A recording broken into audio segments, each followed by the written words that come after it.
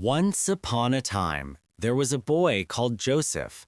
Joseph was the son of Jacob, born in his father's old age and deeply loved. Among all his sons, Jacob showed Joseph special affection, giving him a richly ornamented coat. This visible sign of favor quietly stirred resentment in the hearts of Joseph's brothers. They watched as their father treated Joseph differently, and bitterness began to grow. Joseph was young and sincere, unaware of how his words affected others. One night, he dreamed that he and his brothers were binding sheaves in a field, and suddenly his sheaf stood upright while theirs bowed down to it. Another time, he dreamed that the sun, moon, and 11 stars bowed before him. Joseph shared these dreams openly, not realizing they deepened his brothers' hatred. To them, the dreams sounded like pride and future domination. One day, Jacob sent Joseph to check on his brothers who were tending sheep far from home. When they saw him approaching in the distance, the sight of the favored son reignited their anger. They plotted to kill him and throw his body into a pit. Reuben, the eldest, intervened, persuading them to throw Joseph into an empty cistern instead, intending to rescue him later. While Reuben was away, a caravan of Ishmaelite traders passed by. The brothers seized the moment and sold Joseph for silver. He was taken away to Egypt as a slave. To hide their crime, they dipped Joseph's coat in animal blood and presented it to their father. Jacob believed his beloved son was dead, and his grief was deep and unending.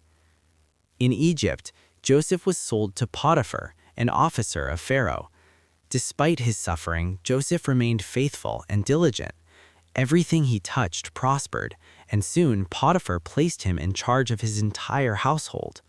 But trouble followed when Potiphar's wife tried all she could for Joseph to give her the pleasure she needed, but Joseph ran. Then she falsely accused Joseph after he refused her advances. Joseph was thrown into prison, though he had done nothing wrong. Even in prison, Joseph did not lose hope. God was with him, and the prison warden placed him in charge of the other prisoners. There, Joseph interpreted the dreams of Pharaoh's cupbearer and baker. His interpretations came true, yet Joseph was forgotten when the cupbearer was restored to his position. Years later, Pharaoh himself had troubling dreams no one could explain. The cupbearer finally remembered Joseph. Joseph was brought from prison, cleaned, and stood before Pharaoh. He explained that the dreams foretold 7 years of abundance, followed by 7 years of famine. Joseph advised Pharaoh to prepare wisely. Pharaoh recognized Joseph's wisdom and appointed him governor over all Egypt. Joseph stored grain during the years of abundance, saving countless lives when famine struck. The famine spread to Canaan, forcing Joseph's brothers to come to Egypt for food. They stood before Joseph, bowing low, not recognizing him. Joseph recognized them immediately. He tested their hearts, watching to see if they had changed. When Judah offered himself in place of Benjamin, Joseph could no longer hold back. Joseph revealed his identity, weeping loudly. Fear gripped his brothers, but Joseph spoke words of forgiveness. He told them not to be afraid, for what they intended for harm, God had intended for good, to save many lives.